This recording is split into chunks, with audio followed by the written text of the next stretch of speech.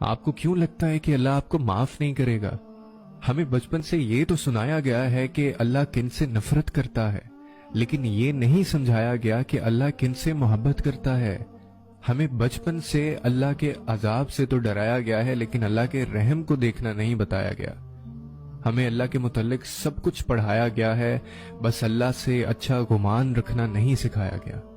صرف اسی لیے آج میں اور آپ اور ہم جیسے نہ جانے کتنے ایسے لوگ اس کشمکش میں ہیں کہ پتہ نہیں اللہ ہمیں معاف کرے گا بھی یا نہیں کرے گا، پتہ نہیں اللہ ہماری دعائیں سنے گا یا نہیں سنے گا، اور پھر ان کو قبول کرے گا یا نہیں کرے گا۔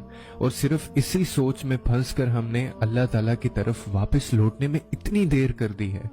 پتہ ہے اللہ نے قرآن میں آپ کے لیے اور میرے لیے فرمایا ہے کہ اور اللہ بخشنے والا ہے اور پیار کرنے والا ہے۔ پہلے جب میں یہ آیت پڑھتا تھا تو مجھے لگتا تھا کہ یہ آیت میرے لیے تو بالکل نہیں ہو سکتی، کیونکہ میں اتنا گناہگار ہوں کہ اللہ مجھے کبھی پیار نہیں کرے گا، کیونکہ معاشرے کے حساب سے تو میرے لیے آیت ہو ہی نہیں سکتی۔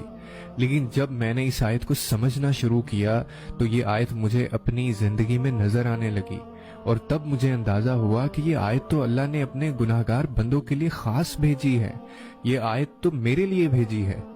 اب میں آپ کو یہ آیت سمجھاتا ہوں۔ بخشش کا حوالہ کہاں دیا جاتا ہے؟ جہاں گناہگار ہو جانے کا اندیشہ ہوتا ہے۔ اور بخشش کا وعدہ کس سے کیا جاتا ہے؟ جو گناہ ہو جانے کے بعد شرمسار ہوتا ہے۔ اور شرمسار کون ہوتا ہے؟ جسے یہ احساس ہوتا ہے کہ وہ گناہگار ہے۔ اور معافی کس کو ملتی ہے؟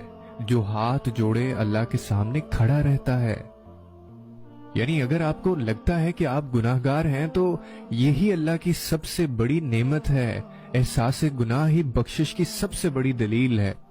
یہ گناہ کے بعد جو گلٹ آپ کو پریشان رکھتی ہے نا، یہ اللہ کی طرف سے الارم کی طرح ہوتی ہے کہ اب بھی وقت ہے، معافی مانگ لو، معاف کر دیے جاؤ گے۔